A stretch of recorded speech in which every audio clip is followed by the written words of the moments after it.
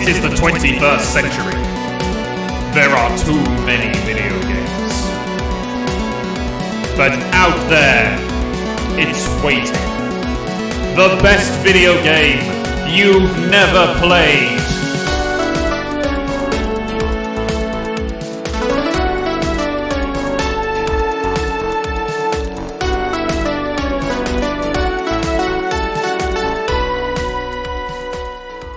Hello and welcome to The Best Video Game You've Never Played, the podcast where I, stand-up and improv comedian Lewis Dunn, change the format for a special episode. Yes, that's right. Normally what happens on this show is that I invite guests on and they bring on a game that they think is the best video game I've never played.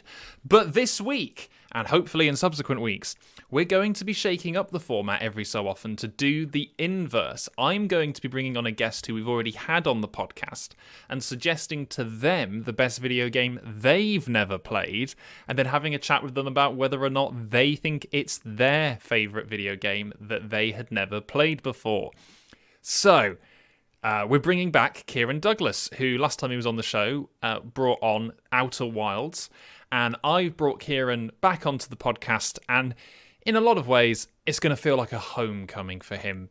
And, I mean, you've probably read the title of the podcast already, but I like doing these little hints. So let's bring back on Cieran Douglass to find out what's the best video game they've never played.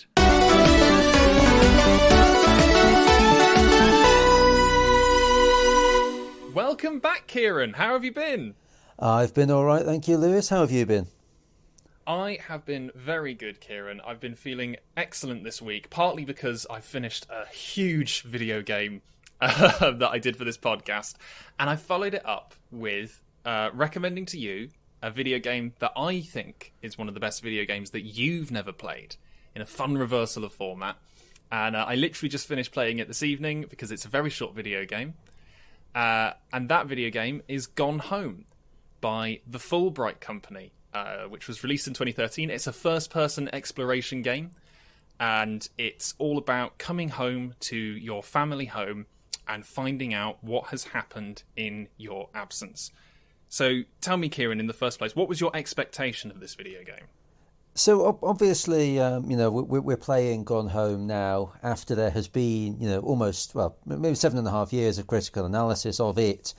And I suppose what you would call the walking simulator genre, which it didn't necessarily spawn. I think there was Dear Esther before it. But it was certainly one of the biggest early examples of the walking simulator. So, I went in knowing, this is a game where there isn't that much interactivity to it. It is about the story, it's the journey. It's about experiencing this. I knew it would be relatively short. I knew it would have emotion, and I knew it had a good story. So I think I was looking into this with a story in mind, with kind of learning about these people. I think it is interesting, as you said, that obviously I gave you Outer Wilds, that you've given me Gone Home, because they are both about basically finding out what happened. So I think it's good to compare and contrast in that respect. Yes, in many ways I feel like Gone Home, lots of the to call them mechanics gives them a grandiose level of attention that maybe is a bit over the top, but like a lot of the ideas in the way that Gone Home tells its story appeared in Outer Wilds. And when I was playing Outer Wilds, I made that connection between these two ideas. I was going like, oh, Outer Wilds is building on something that I think Gone Home established and sort of made big, not necessarily to the stage where like every video game is now Gone Home. It's not necessarily that. No. It's not Call of Duty 4 or anything like that. But you look to the indie game world and you look to how developers now approach storytelling when they've got a smaller, more intimate story to tell. And I feel like Gone Home is that foundation rock. It's that game that came out that was a big hit. I should say that as well. The Fulbright Company, and this is their second game. It's their debut game as an independent publisher. As an independent developer. But Gone Home basically made the walking sim as a genre more established outside of something like Dear Esther, which did get a lot of criticism when it came out, primarily because it doesn't actually feature any real input from the player. Yeah, it doesn't feel like, it doesn't require any input from the player except from, can you sit there and listen to the story, please? Yeah. I don't think Gone Home is guilty of that. No, it isn't. I think Gone Home does engage its player by asking not only for you to explore an environment, but also to engage with what you're reading, what you're hearing, and what you're finding. Definitely, and it's a story of the environment and the people, but yeah, I think what you're saying in the sense that you can see Gone Home's fingerprints on Outer Wilds. Definitely. I mean, certainly, Outer Wilds development started in, I think, 2014, 2015, so you're talking a year, 18 months after the release of Gone Home. It would very much have been on the radar of the developers, in terms of how to build a game, in terms of what works. And I think it is similar in that you don't really you don't directly interact with the world. You don't change the world, so to speak. And I think that is the same in Gone Home. It's finding things out. It's like you said, it's discovering the truth. And I think I agree. Yes, there is gameplay to it. There is gameplay because you have instances like locked doors in the house where you're walking down the corridor and there's a locked door, and straight away you think, okay, because you've played video games before, you think, okay, well, there must be a key somewhere or a way to get to that locked door. There must be that's something that I'll have to come back to later, which to me that is a very kind of fundamental gameplay element, which isn't something that you'd really get in a film, other than I guess you could say it's a Chekhov's gun. Yes, it's a video game. You're like, a locked door in a game this size, at least, will probably be opened. Yes, of course. One of the things I really love about this game, something actually that I found because I replayed it this evening. This game is, if you haven't played it before, it's about 2 hours long.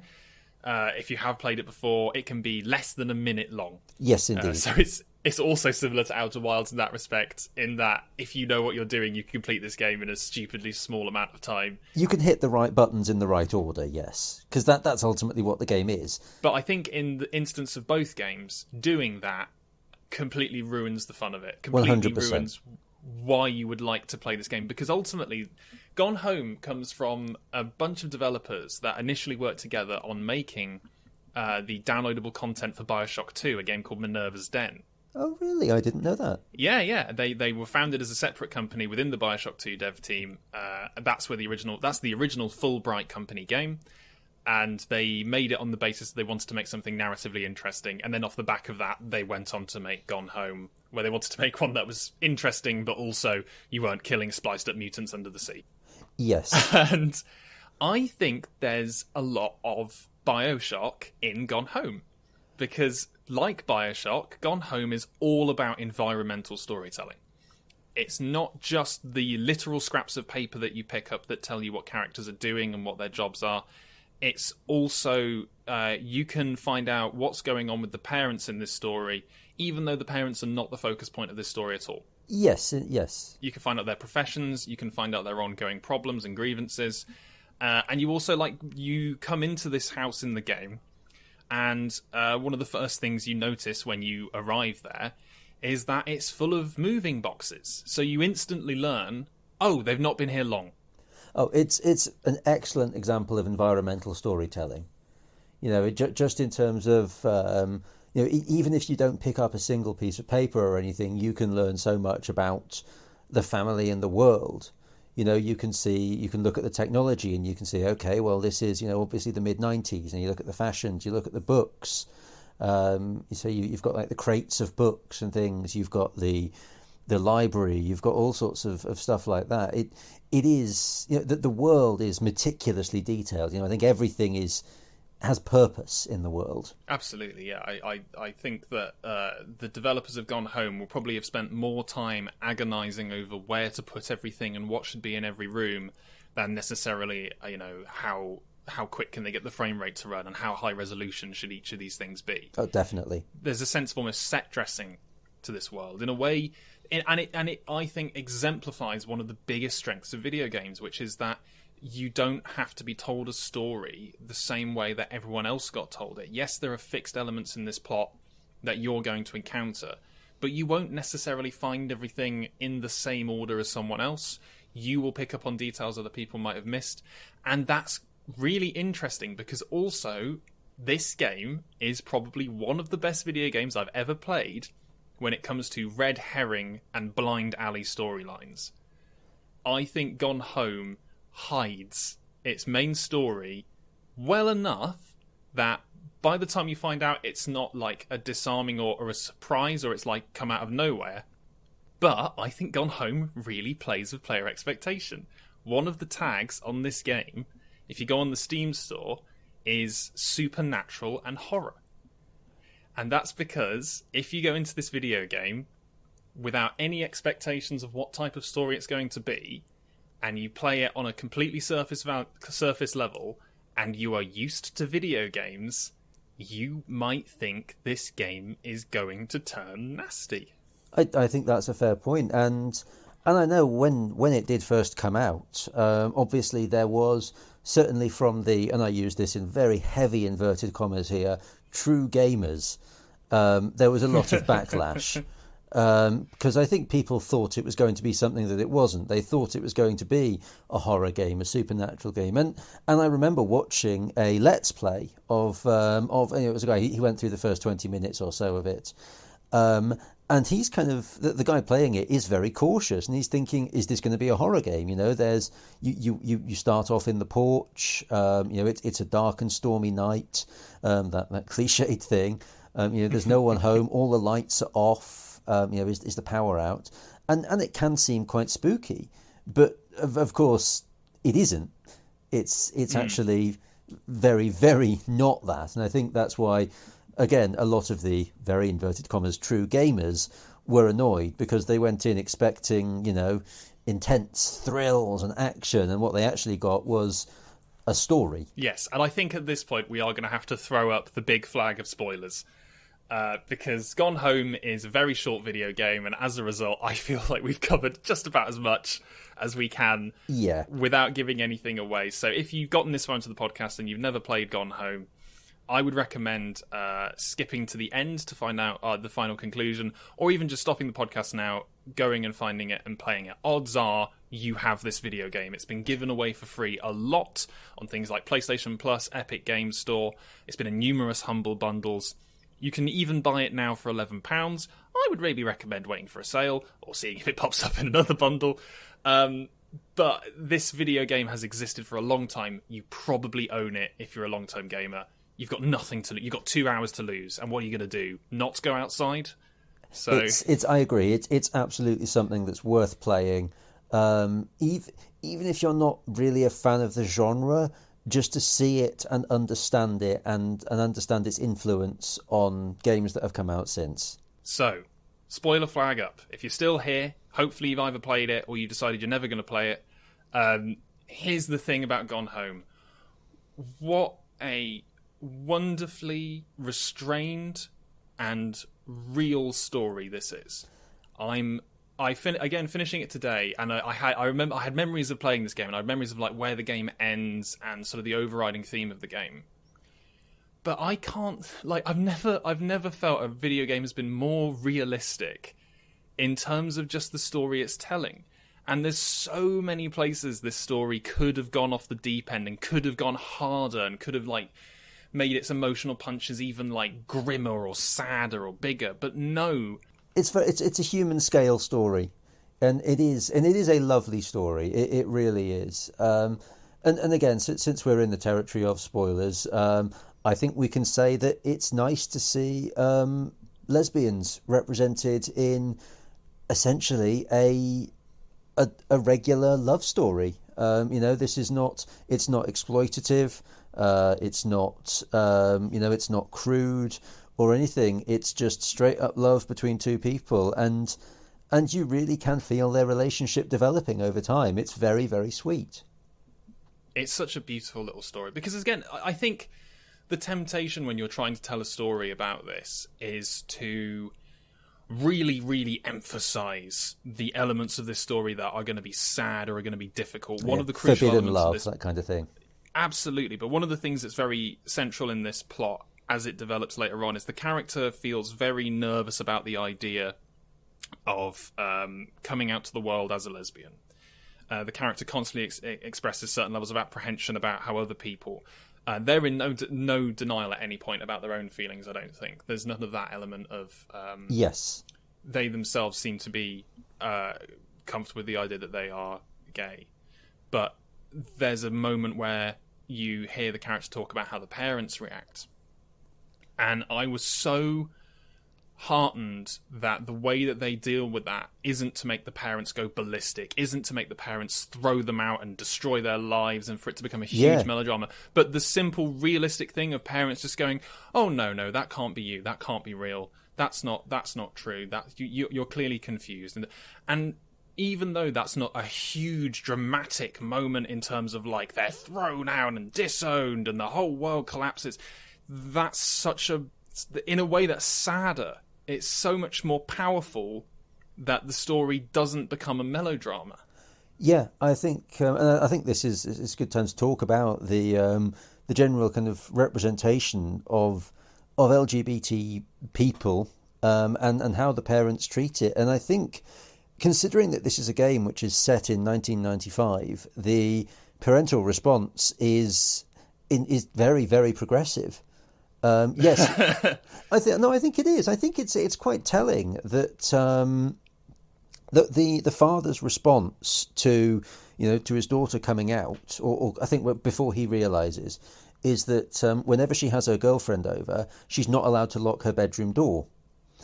And I think that while that can be seen in one sense as, oh, this is overbearing parents, I think that can also be interpreted as this is a parent treating their child as they would if this were a straight relationship. It's fairly common for, I don't know, perhaps in the UK, but certainly in America, for parents to say, oh, you if you have a male friend over, you're not allowed to lock your bedroom door. You have to leave your bedroom door open. And I think it's an acceptance. They're more concerned about chastity than sexuality. Yeah, and I think that is in itself an admission that this is his daughter. This is the father's daughter. I think it is the father that says that. That he's comfortable with his daughter. Obviously, he goes through the stages, which I think a lot of parents with queer children do, of trying to learn. But overall, I think the parents' response is, like you said, there was so much opportunity there for melodrama, which they didn't go down. Yeah, I think in particular, and also you get this story somewhat out of order as well. This obviously because it's all done through environmental storytelling. Yes, and they certainly funnel you. They certainly find a direction to make sure that you get certain story points at certain times. Well, the very fact that the house is empty when you go in and you think, oh, when it starts to become apparent that because it's dropped that this is a gay romance fairly early on, and you think, oh gosh, has she been kicked out? Has she run away because they didn't accept her lifestyle? And I think that's certainly something that was at the forefront of my mind. Thinking again about the setting, about this family living in a mansion. You have this idea, they might be a bit of a conservative, small c conservative family. Might not accept it, and that was certainly one of my concerns. Is this going to be that story? Yeah, and I think they do a very good. And again, this is what I'm talking about. This is a game full of fantastic red herrings that play with your expectation of what you think the story might end up being. One of the things that the game has the biggest red herring in the whole game is that there is this constant element of the house might be haunted. Yes, and you find out about the previous owner. And you hear stories that the previous owner was crazy, and you hear all these different things. And ultimately, that storyline goes absolutely nowhere. It deliberately builds and builds and builds throughout the narrative, right up to the point that the penultimate thing you find is a hidden pentagram room that the younger sister has made so that she can do seances with her friend, where they're clearly just winding each other up and having fun. And but there's other red herrings in this story. There's a moment where you think, you find out things between the mum and the dad, and you think, oh no, is their relationship going to break down? There's lots of hints throughout the story, like letters from friends saying, oh no, don't be disheartened. The hunky co-worker. Yeah, the hunky co-worker. Things can get difficult, but the game, maybe those things are there, but the game doesn't make it about that. It's certainly not a game where the reveal is devastating, or where the reveal changes the way that you completely view the house. It's not like suddenly you find the body. There's an amazing moment where you go into a bathroom and you look at the bath and it looks like there's blood. Oh, and yes. next to it, there's a red hair dye bottle. It's just very playful. They know that they're leading you down these fake paths. They know you're expecting it to be a horror game. They slightly mislead you with the music at the start. They make it a little bit discordant, a little bit creepy. The thunderstorm, as an ongoing presence in the game, will jump and scare you if you're like on edge about the whole thing. And then the ending, where you find out that the thing that you've been trying to find out the whole time is actually something you knew the whole time, which is that your sister is in love and she's gone to be with the person that she loves. It's a lovely ending. Especially because they build so much tension and then the payoff is beautiful. I think, there's... Obviously, it's not an ending which necessarily leaves you with resolutions.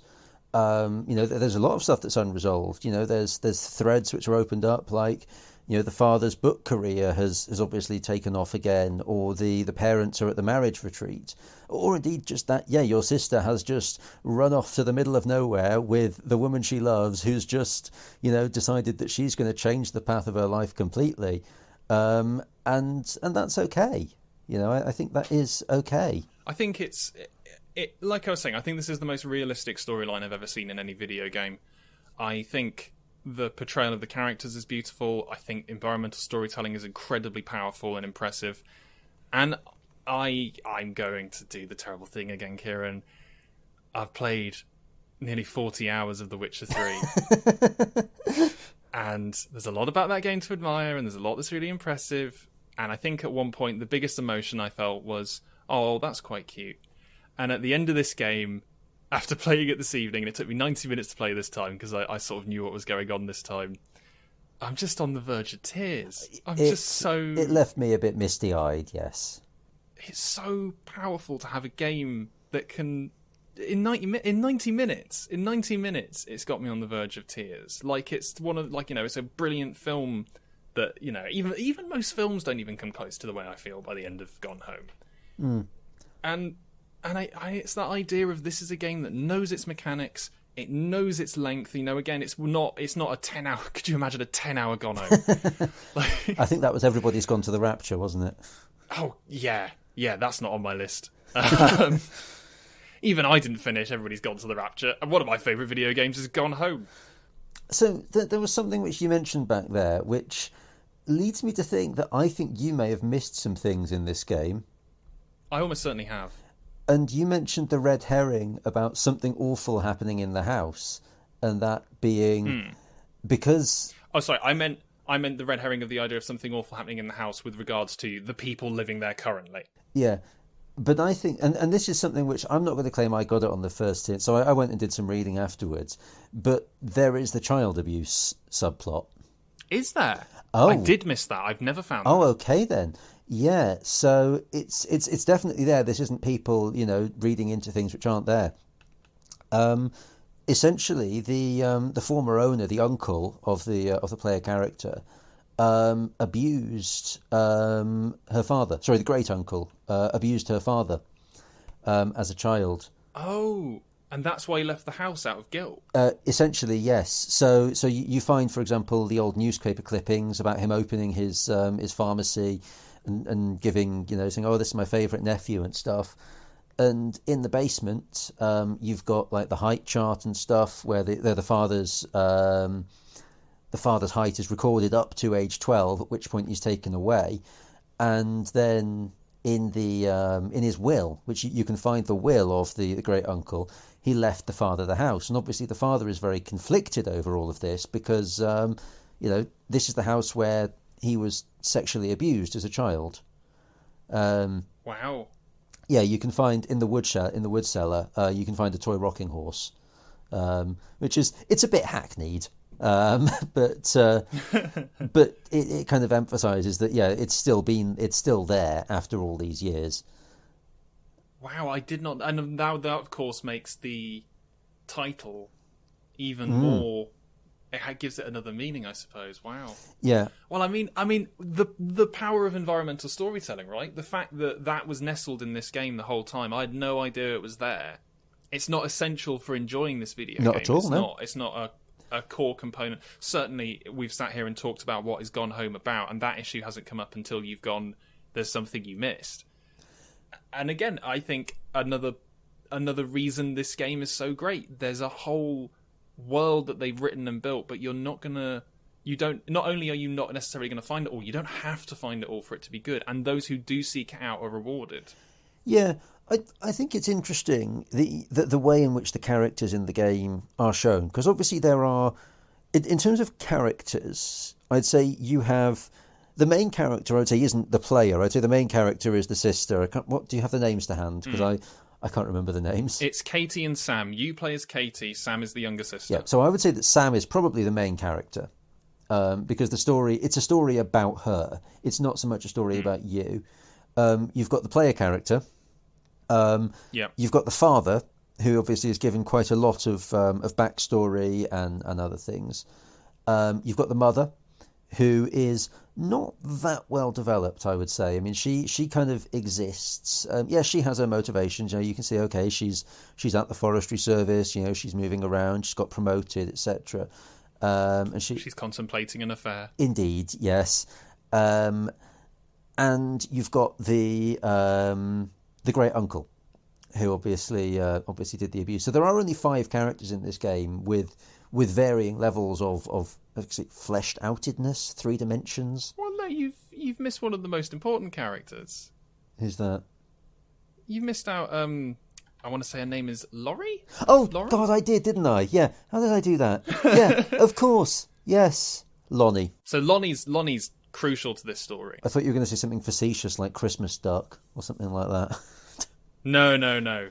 Yes. No, Christmas Duck is an obstacle. Christmas Duck is an adversary. He's the first boss. Yeah, no, Lonnie is and I think, again, a fantastic... Well, actually, I've been saying, this game's wonderful for environmental storytelling. It's wonderful at environment. The game does explicitly have what essentially amount to audio logs from your younger sister, that when you find certain objects, trigger particular memories or particular insight into the younger sister. And it's through those that we tend to learn more about Lonnie and her relationship to Sam. Those audio logs are beautifully recorded and beautifully acted. Yes, because I don't believe we don't ever hear Lonnie speaking, do we? No, there are only 2 voice actors in this game, and it's Katie when she comes home leaving a voice message, and then the only other character you hear is Sam. Yeah, that's right. Yeah. And it is interesting again that Lonnie is obviously only described through this third person, but equally is a very well-rounded character. You've got this, and I think a conflicted character as well, because you've got this person who is a punk. They're both very active in the Pacific Northwest mid-90s grunge alternative scene, but at the same time she's someone who is going off to join the military. Yeah, and there's a sequence where they talk about "Don't Ask, Don't Tell." There is, and indeed. It's heartbreaking. And I think the setting is very crucial in this, and I think that's part of why it has to be set in the mid-90s, because I think that is a very deliberate decision. Because for the most part, one could arguably it could be set any time, but I think setting it in the 90s is crucial for certainly for queer relationships and queer relationships in society, because this is when I believe that women were not allowed into frontline combat in the US Army until 2001, I think. And obviously Don't Ask, Don't Tell is something which was, I believe that was early 1990s implemented, which was a kind of a compromise to allow gay people to serve in the military if they weren't open about it. Obviously, that was finally repealed in 2011, which is again shockingly recent. That's neither here nor there. And this is also a time when in public, being queer was certainly becoming more visible. But equally, you had people like Ellen DeGeneres, who I think it was 1997. She had her own sitcom, just called Ellen. Not related to her current show, where she acts nice and then bullies her staff. where she had a sit. Isn't it nice that gay people can be abusive bosses too now? Oh, absolutely. But she had this sitcom. It was relatively successful until someone outed her. And upon being outed, she became toxic to the networks because, again, while they would talk a big game on LGBT inclusivity, when it came to actually, putting the money where the mouth was, it didn't happen. If you think about, certainly if you think about video games contemporary to this, there weren't really any queer icons. I think possibly, is it Poison in Street Fighter? I think is trans, but even then I think that's played for kicks almost. Yes, I'm not sure. I think that's Streets of Rage, maybe. It's Streets of Rage, yeah. I know it's a side-scroller. Yes, yeah, and certainly I think there's a hint in the game that, upon reflection, is quite amusing that she keeps talking about. She keeps referencing Street Fighter 2. Street Fighter 2 is referenced constantly throughout this game. And like you find out that her favourite character is like Chun-Li, and she's like recorded all these things, and you also find out one of the only reasons she has a friend who's their next door neighbour, and she's only friends with him because he is Street Fighter 2. Oh yes, that's true, yeah. And that's actually one of the well, I appreciate we are kind of seesawing back and forth between topics here, but no, I think that was one of the kind of the more emotional moments in the game where, and I think a moment that I resonated with quite a lot was in the kitchen where you find the note from the neighbour where they're talking about how they used to be such good friends. And you can tell, again, more environmental storytelling, you've got things like the pirate story that she's writing, where you start off and it's the female first mate, but actually they were originally male and they were transformed into a girl. Yes, and there's also like you see that story develop as she grows older, which is brilliant. And so not only does the storytelling get more like developed in terms of the maturity, the ability to tell the story, you can see her own life is being pushed into this narrative about for sure the pirates, which is of course then also reflected in her dad also pushing his personal experiences into his hi-fi reviews. Yes, indeed. Oh, and that's actually another thing about the dad is that the incident where he was molested as a child happened at Thanksgiving 1963, just after the Kennedy assassination. Hence his obsession with the Kennedy assassination for the books. Yes, and his obsession with changing it. But anyway, going back in time. Yeah, we are going on all sorts of diversions here. We're going back in time ourselves. But we're doing what the game does. We're doing non-linear storytelling. But yes, it's a particularly sad moment when her friend, who she borrowed Street Fighter off, comes over, and she describes how how did we stop becoming friends? We sort of just drifted apart, and it's not that they were ever necessarily romantically involved. They were just friends, but over time they just grew apart. And I think that is something which I can empathise with. I think everyone can empathise with it, that sometimes we do just grow apart from our friends. Yeah, and the game is filled to the brim with concepts of nostalgia and concepts of like understanding and interpreting one's own past. Yeah, I think the setting of of the mid 1990s is very much a part of it is playing on the nostalgia. You've got things like the Street Fighter, the Super Nintendo. You've got the posters up in the bedrooms for 90s bands. You've got Nirvana, things like that. Again, it's the kind of it's very much a Gen X nostalgia thing. But it's also the idea of gone home. It's also the idea of coming back to somewhere that feels familiar, but at the same time is different. Yes. And so you as the player, hopefully, I certainly think it's the intention of Fulbright that the person playing most likely will have been alive during the 90s. So even though this isn't your home, there are things in this home that you recognise. There are things in this home that are going to make you smile just because you remember VHS tapes. You remember recording things off the television and having, these enormous 3-hour cassette tapes that had like 2 films on them, which I remember doing as a kid. I remember having these enormous cassette tapes with like entire series of shows on, which now seems maddening. The idea that you want to watch episode 4 of something, so you got to fast forward through a tape and then stop it and pause it and check. Yeah. Yeah, of course. And I think going back to the set dressing, they've done an excellent job of making this house feel like a 90s house. It does feel it. You've got the big TV, you've got the again the cassette tapes, and actually I think the cassette tapes is something interesting to talk about. The fact that in terms of diegetic audio, you've got the cassette tapes that you can find with the punk music on them that you can always find and put and listen to, which I think does expand upon the story more, because it shows you, okay, this is the kind of music that they listen to. This is the kind of person that they are. Yeah, and that's really interesting because you go through the stages. One of the things I certainly found myself doing this time was going, oh, how old is my little sister now?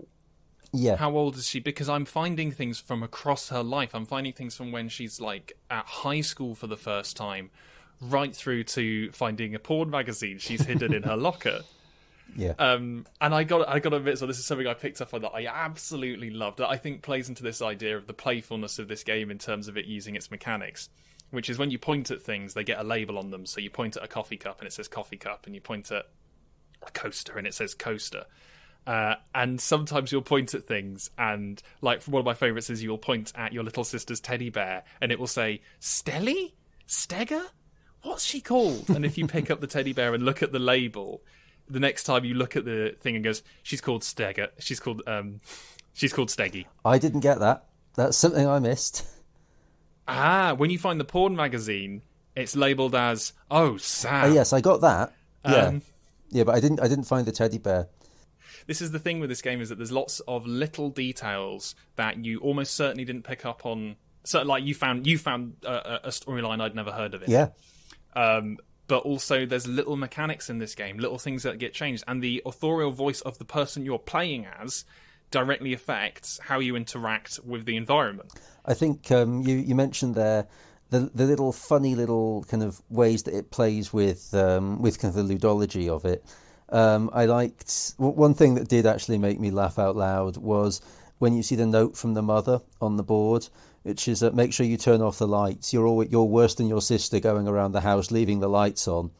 Because obviously, as a player character, you have been going around the house and leaving the lights on, because you're not going to turn them off after you've left the room, because that room is done to you mechanically. But also, it's actually really hard to navigate this house in the dark. Like, they've actually done quite a good job of using light and darkness in this game. Oh, definitely.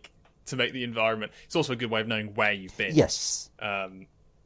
Which again is a clever mechanic. But also it's great. You go into a room, it's dark.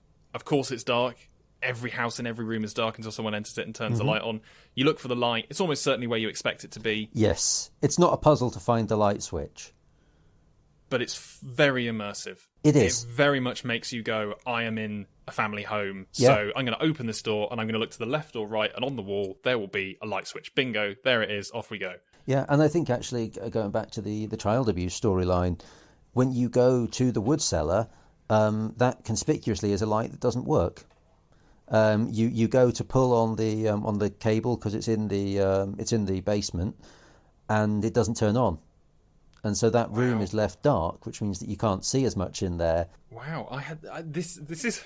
See, I brought this game to you, Cieran, because I went, Gone Home is one of the sweetest, nicest games I've ever played. It makes me feel so like warm in a sort of sad but romantic way, and now you're bringing this absolutely this. I'm not trying to, and it's definitely an important and sad thing to put into a video game. Course. And I'm kind of glad it's not what this game is about. I'm kind of glad it is, as you say, it's something that's there that's not easy to find.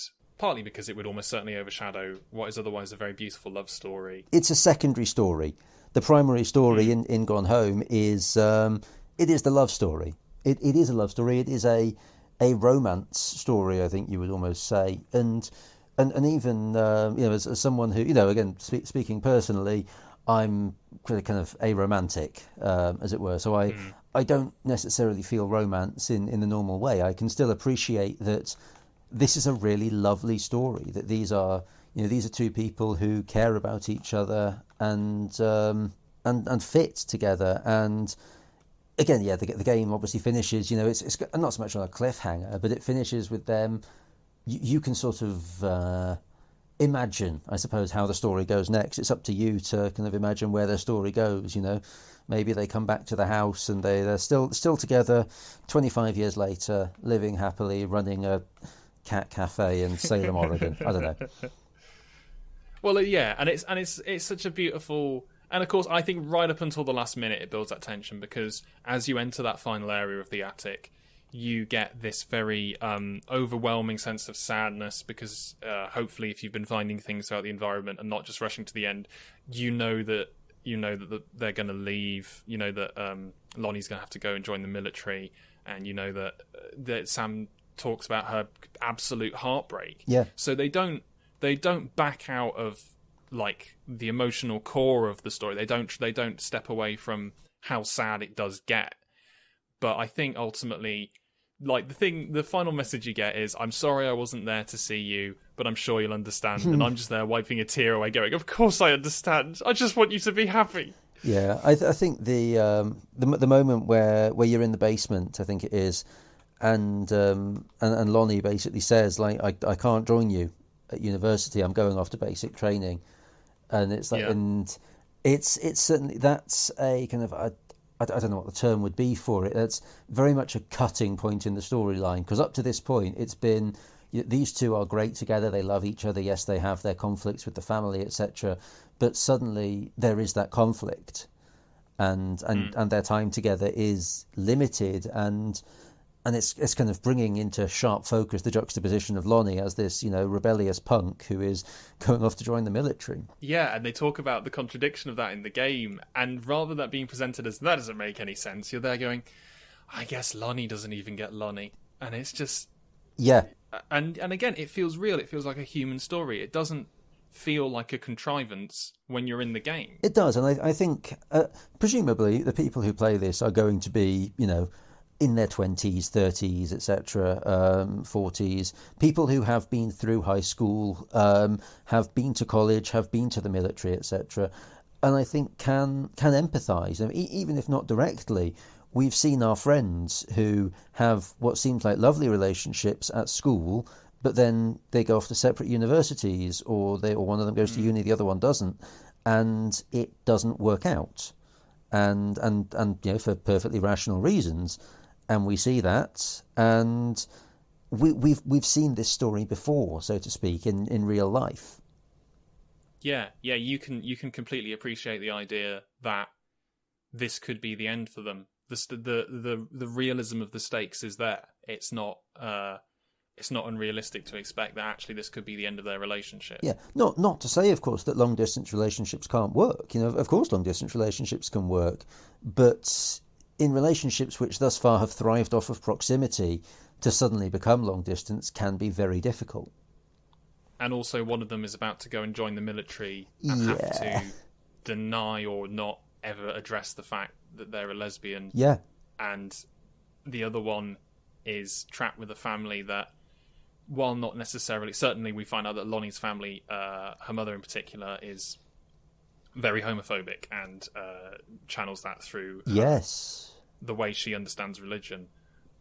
We do get the feeling that obviously there is the moment of heartbreak for any individual going through a breakup where it feels hopeless, but you do get this feeling that Sam feels trapped at home, and you don't really know in that moment of the story what her future could be. Yeah. Because she has the writing residency. It's almost, I think that's quite significant in that that's what her father was looking to do as well. Because she gets it is creative writing, isn't it, at the university? Yes, she's offered, and she's doing it, for a scholarship. Yeah. So that will sort of cement her future at a university away from Lonnie, while Lonnie is in the military, and that it feels. All of the forces around them, all of the forces that, would any sensible person trying to make the most rational choices, of course you take the scholarship, of course you join the military after you've done the training. The world is pushing them apart. The world is pushing them in these two directions. Yeah. And so the threat of their relationship ending is incredibly real. Yeah. These are already two people whose relationship is already under, just natural stress from being queer in a very, very straight world. And suddenly even more pressure. It's and I think it's the kind of the transition of high school romance to serious romance. And Yeah. and again, it's I will say once more, it's really nice to see queer high school romance, to see it presented as in a way that isn't just lecherous or anything like that. It is genuinely lovely to see just romance. And it's genuinely lovely to see a queer romance storyline, as you say, portrayed at high school, and we focus on the love they have for each other and the time they spend together rather than the problems it causes them. Yeah.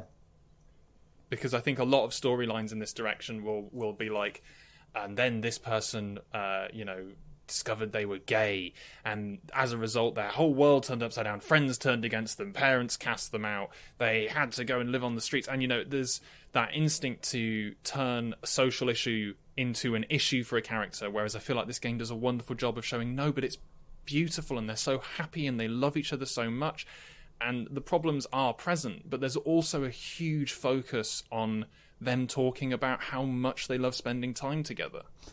Yes, it is just doing simple activities like, again, the aforementioned hair dyeing, when I think that's when they first realise, when Lonnie says, "Oh, you're so beautiful," and it leaves Sam very confused.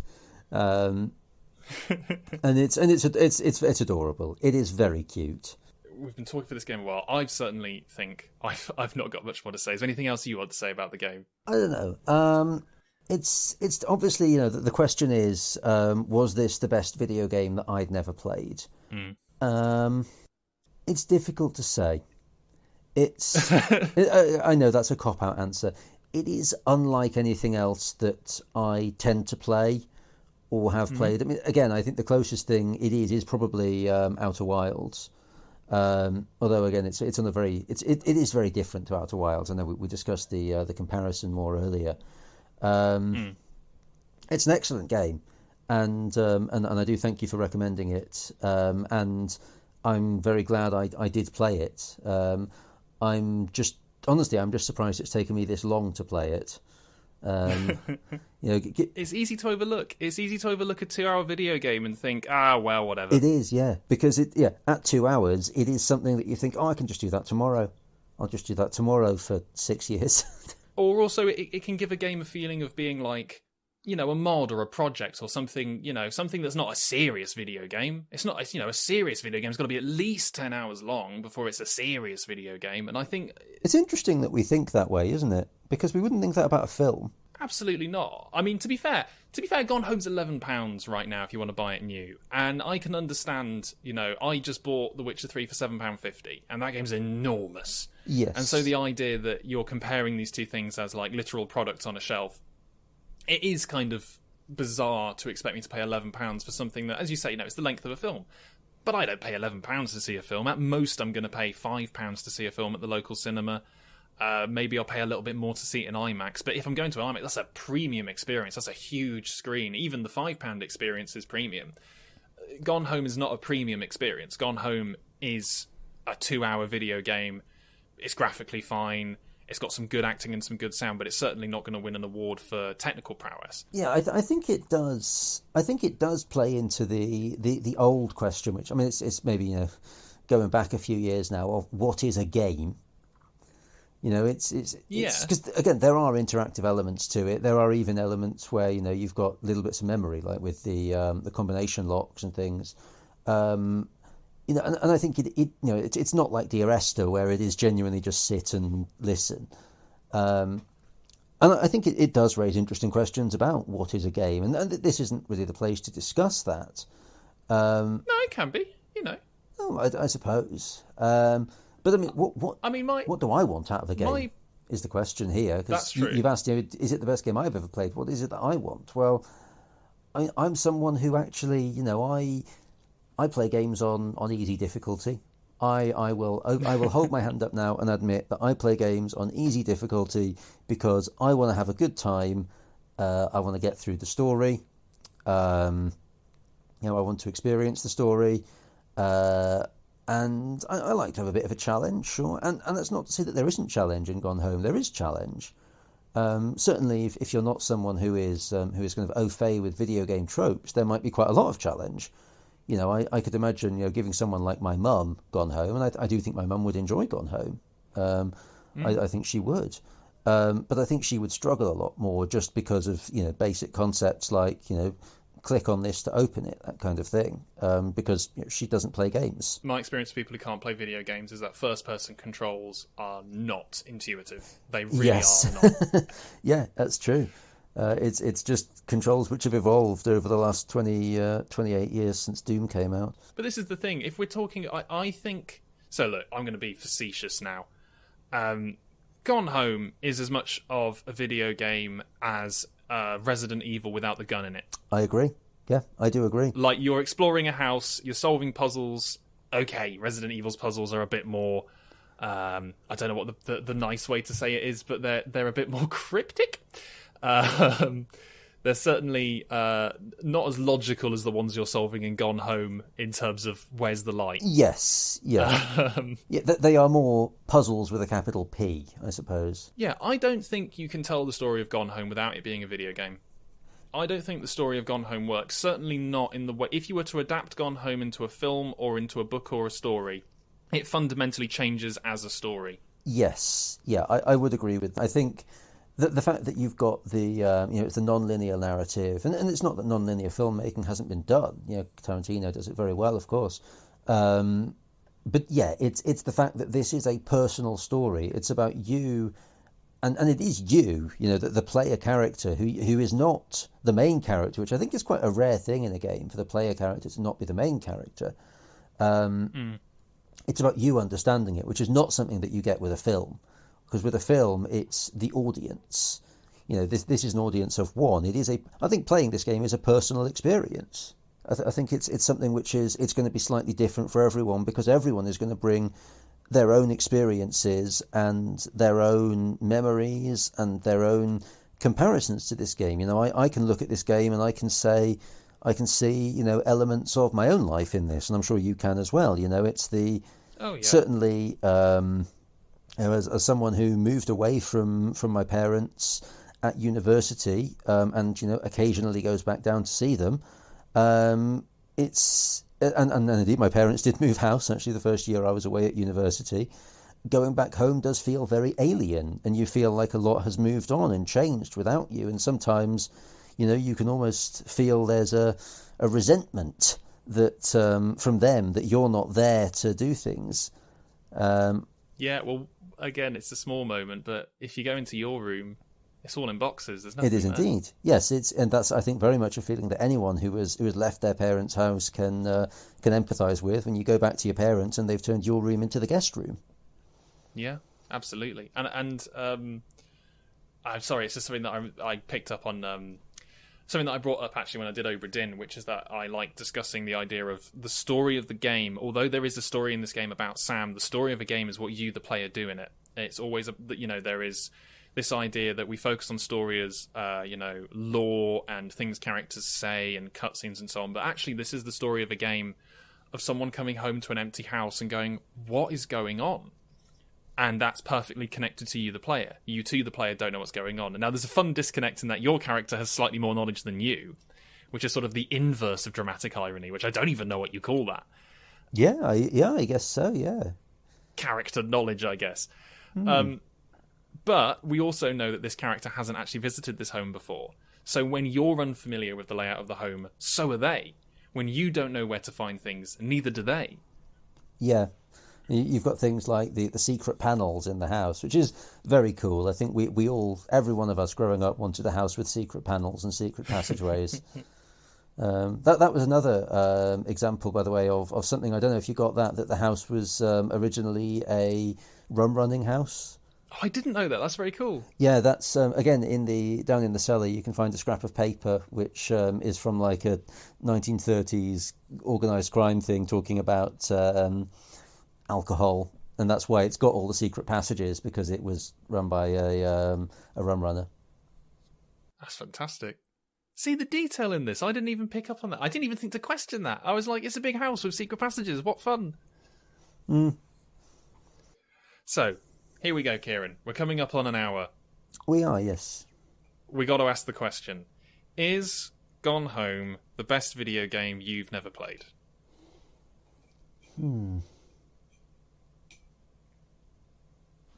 Oh, you're killing me. I know. I don't know.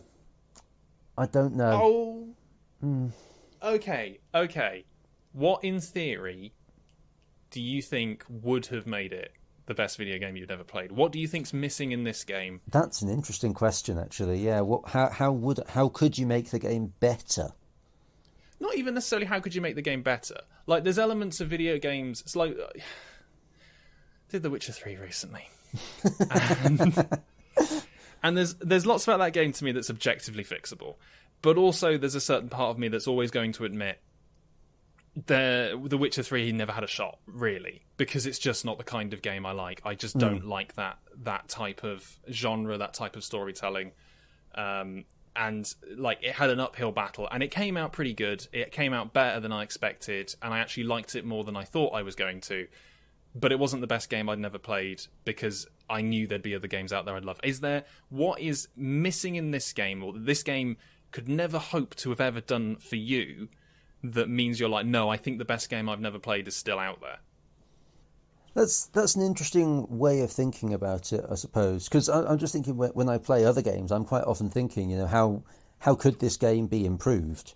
I think about, everything from, UI to gameplay decisions to plotting and pacing, etc. I think everyone does. And I'm just thinking how. Like, is it that you think the best video game you've never played does actually have to have some action mechanics? That it does actually have to be a bit more involved in what you're doing?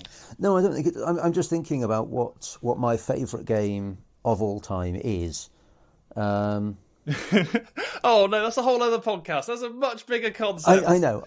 But I'm thinking about, what do I like? What do I look for in a video game? Yeah. And I think some of my favourite games, certainly that I would compare, are Outer Wilds and Zelda Breath of the Wild.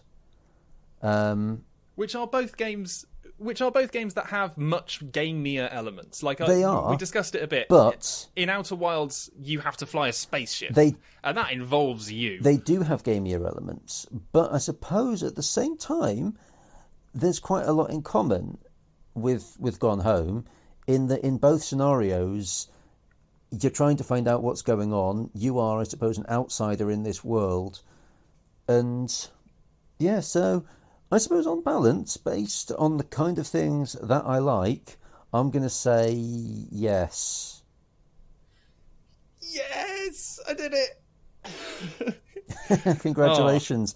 You recommended a very, very good game to me. I'm very glad. I'm very glad you enjoyed it. More than anything, to be honest, I'd already taken the victory when you said you were glad you played it, because honestly, I think there are so many video games out there that we try and recommend to one another, and we try and guess each other's tastes. And like, the whole point of this podcast for me has been finding out what other people's favourites are and giving them a go and seeing if they're also for me. And so I'm really glad that I put something on your plate. And it was tense. It was tense for a moment there, Cieran. But even if you turn around and said, no, I think I need a game that has more gaming mechanics, that has more action mechanics, I would have totally understood. But I'm really glad you enjoyed Gone Home. I did. And like I said, I'm not someone who looks for a challenge. I'm not a Dark Souls fan or anything like that. So I think a game like this is good. It is good. I like walking simulators. as pejorative as that term is, I like story-based games. I like games which have narrative to them. And again, and you mentioned kind of earlier on that, like, you kind of see this as being a bit of an argument. And this certainly hasn't felt like an argument to me, because I think we are both in agreement here that Gone Home is a very special game.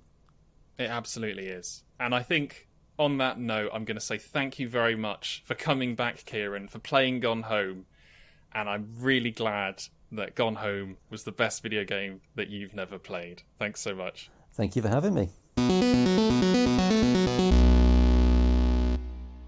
Huge thanks to Cieran Douglass there for not only coming back on the podcast, but fully playing through Gone Home to do so.